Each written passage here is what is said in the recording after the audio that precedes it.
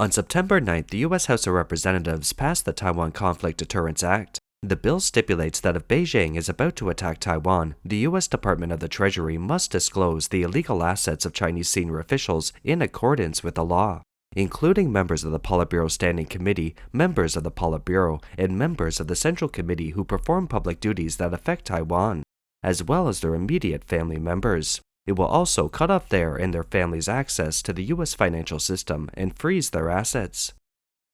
This bill was jointly proposed by Republican Congressman French Hill and Democratic Congressman Brad Sherman in January last year. After several members spoke, the bill passed without objection.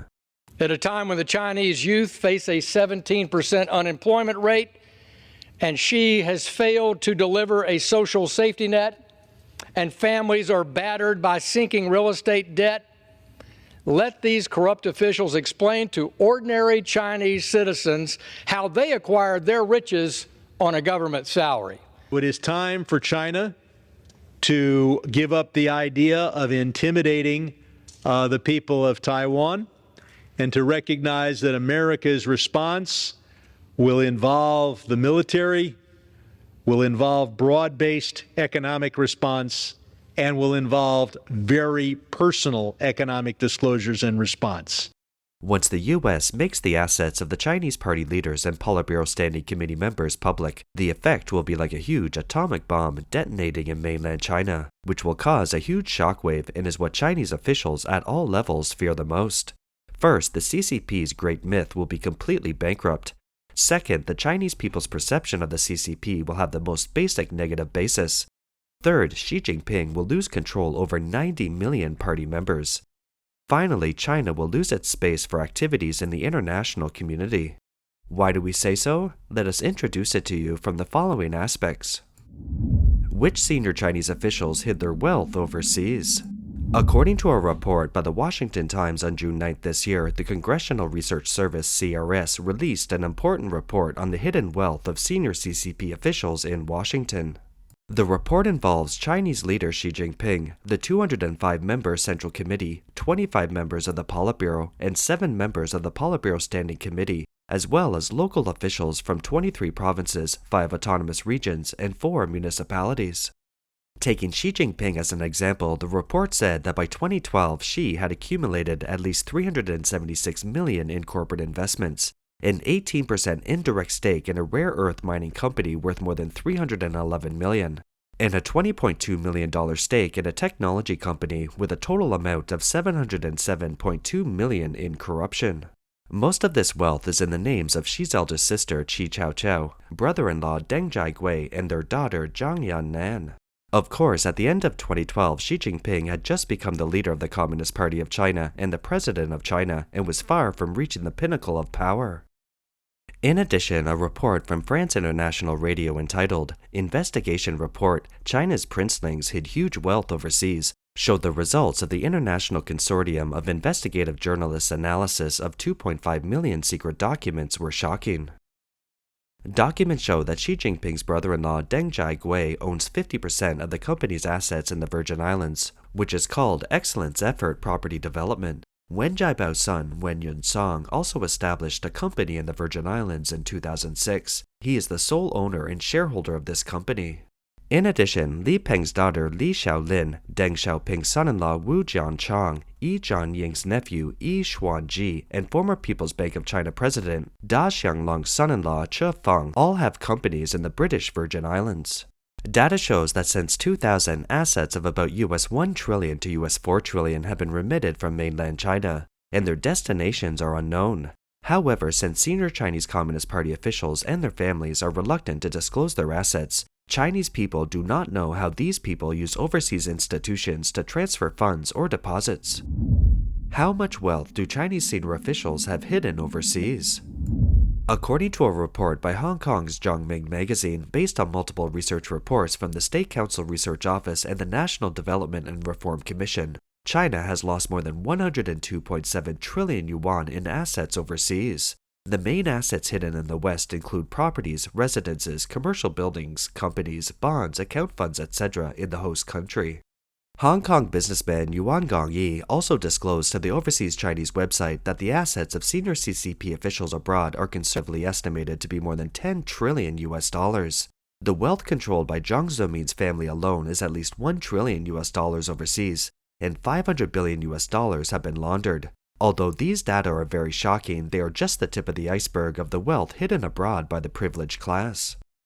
Jai Kong, former director of the Institute of Fiscal Science of the Ministry of Finance of China, reposted an article on Weibo in August 2022, saying that according to the information released by Swiss Bank, 100 Chinese people have a total deposit of 7.8 trillion yuan in a Swiss bank alone, with an average deposit of 78 billion yuan per person. WikiLeaks once revealed that senior Chinese Communist Party officials have about 5,000 accounts in Swiss banks, 70% of which are central-level officials. The main sources and channels of funds for these corrupt officials include the following 6 aspects. 1. Long-term accumulation of business funds by Chinese high and middle-level officials, their families and relatives. 2. Funds from senior executives and their families of state-owned enterprises, private enterprises, and Sino-foreign joint ventures using privileged contracting projects. 3. The CCP's privileged class uses underground money banks to arbitrage money overseas. 4. Senior executives of overseas Chinese institutions and local government offices abroad and their subordinate companies embezzle money. 5. Companies are set up to embezzle money under the pretext of official business or overseas assignments. 6. Funds and assets are transferred overseas under the pretext of immigration and studying abroad. In addition to the wealth hidden overseas, the amount of corruption found among senior Chinese Communist Party officials is staggering. What is the latest ranking? In April this year, Radio France Internationale published an article titled, "He is said to be the most corrupt official in China." The article said, "There has been an endless stream of news about Chinese senior officials being arrested for corruption, and the amount of money involved is getting higher and higher." On September 3rd this year, the Central Commission for Discipline and Inspection found a huge amount of RMB cash in the basement of Wang Yilin, chairman of China National Petroleum Corporation. The amount of money Wang Yilin received in corruption and bribes was as high as RMB 900 billion. It took 10 trucks a week to transport all the valuables in his home. Ex-tweeter @Fang_Danny121 compiled the latest ranking of corruption among senior CCP officials.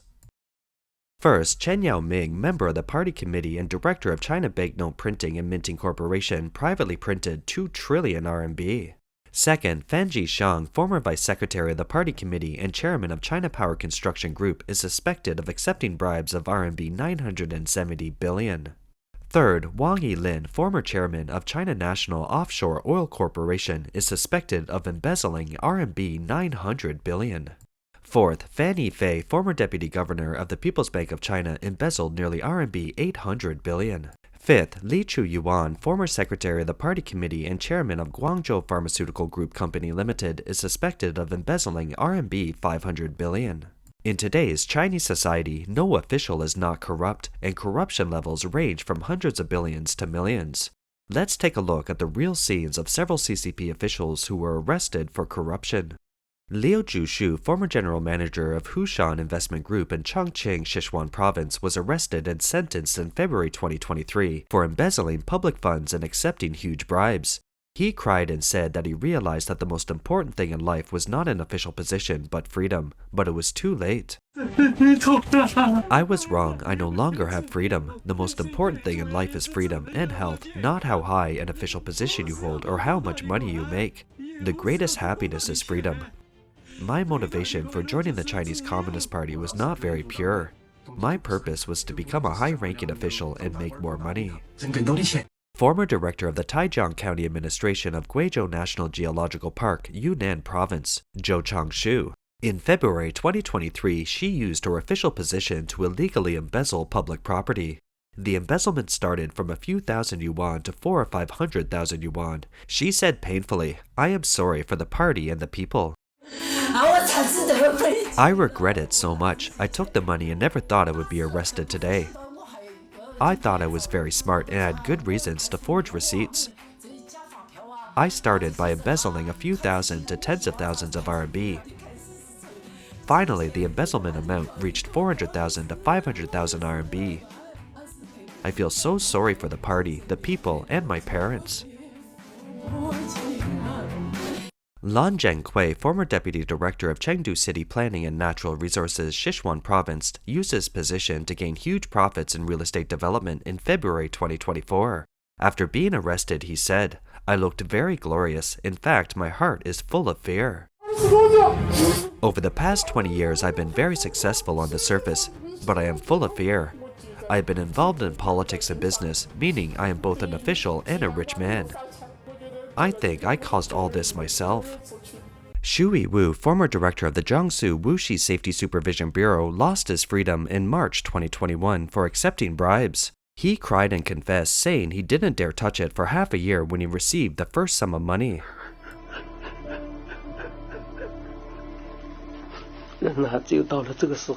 Only at this point will people truly regret it. The first bribe I received was in 1995 when a friend introduced me to a construction project. After winning the bid, he made money and gave me a reward equivalent to my annual income that year. I remember this time very clearly, at least for half a year. I kept this money at home and didn't dare touch it.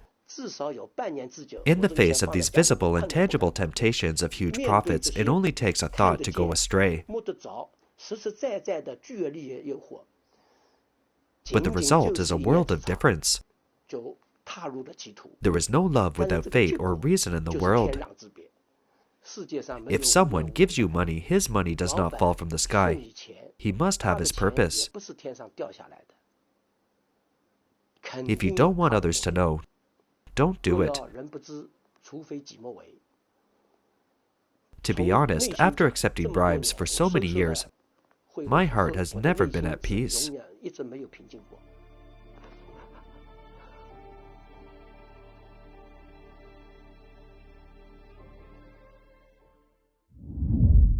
The United States passed the Taiwan Conflict Deterrence Act. Why is it a surefire way to disclose the illegal assets of senior Chinese Communist Party officials? The Taiwan Conflict Deterrence Act will disclose the illegal assets of senior Chinese Communist Party officials in the U.S. and may also freeze these assets. This can be said to have caught the key point of senior Chinese Communist Party officials. Some analysts believe 90% of China's senior officials have children and assets in the U.S. Many senior officials and military generals keep huge amounts of money in the U.S., and their families and relatives also immigrate to the United States. Some use divorce as a means of cover-up. Independent TV producer Li Juan said in a lead forum that if the CCP dares to use force against Taiwan, they will not only face the problem of freezing their assets, but their children and relatives will also face the dilemma of being sanctioned and expelled. The purpose of the Taiwan Conflict Threat Act is to deter the CCP from invading Taiwan. If the CCP invades Taiwan, the assets of the CCP officials will be made public, and they will be banned from using the U.S. financial system. If Xi Jinping decides to invade Taiwan, those officials will definitely oppose it. If you do this, it means my assets in the U.S. cannot be used. So, this move by the U.S. is still quite cruel. Everyone knows that many high-ranking officials of the Communist Party of China have many children in the U.S., including sons and grandchildren. They buy real estate, start businesses, invest in shares, deposit money, etc. American political commentator Yoko Gawa also believes that the main figures sanctioned by the U.S. are those who play a decisive role in the Communist Party of China's Taiwan policy, so for their own interests they dare not act rashly. The U.S. has now named and sanctioned 10 senior CCP officials. These 10 people include members of the Standing Committee of the Political Bureau of the Central Committee, members of the Political Bureau, and ordinary members of the Central Committee. However, they can all make decisions or make important suggestions on the Taiwan issue. In other words, they are the ones who play a decisive role in the CCP's Taiwan policy. You should know that the people named by the CCP are high-level members of the Politburo and the Standing Committee, and they have intricate connections with the U.S., including their own families, relatives, and property. There are too many of them in the U.S. Why are there so many corrupt officials in China, and why did Xi Jinping's anti-corruption campaign fail? Chinese writer Tianji Zhuang said in an interview with Radio Free Asia, "The corruption of the Chinese ruling party and government officials is getting worse and worse. The root cause is the institutional problems of the Communist Party of China. Chinese ruling party and government leaders, including former Prime Minister Wen Jiabao, have now begun to admit it publicly. At a National People's Congress meeting, Wen Jiabao once publicly said, "China's corruption is an institutional problem." Dr. Han Lianchao, vice chairman of the U.S. Citizen Power, also told VOA, "Xi Jinping has not fundamentally solved the power problem from the system, so corruption cannot be eradicated. This involves many interest chains. Power and money are integrated. Officials dare not disclose their assets until now, which shows that they are afraid of the supervision of ordinary people and are even more unwilling to be supervised. As long as there is power rent-seeking, it is impossible to eliminate corruption. Power rent-seeking refers to government officials or corporate executives using their power to circumvent various laws, regulations, supervision, and audits to obtain their economic interests." After Xi Jinping came to power, he eliminated a large number of political enemies in the name of fighting corruption. All the high-ranking officials who were overthrown were guilty of corruption without exception. The reason is straightforward. To get promoted, you have to bribe your superiors. Every official position has a price. To seek an official position, you have to pay money according to the price. When the money comes, the official position is also in hand. Where does the money for officials' bribes come from? One is that others bribed him, and the other is to raise money from outside. Once he got the official position, he had to pay back the money he owed, so his way of survival was to embezzle more money to pay off his debts and then use the same method to seek a higher position. Min Shin-pei, a well-known American political scientist, wrote in the book Selling Out China, an analysis of corruption in Chinese officialdom. Xi Jinping's anti-corruption campaign is fundamentally a politicized campaign. Its purpose is not to fight corruption, but to eliminate dissidents and establish a strongman image in the name of anti-corruption. Although Xi's anti-corruption campaign ended the collective sharing of spoils of the Jiang Zemin and Hu Jintao era, it was replaced by monopolistic corruption. In other words, it only changed the beneficiaries. As long as the nature of the Chinese communist regime does not change fundamentally, in the absence of third-party supervision, the newly empowered elites will inevitably plunder their assets by legal or illegal means.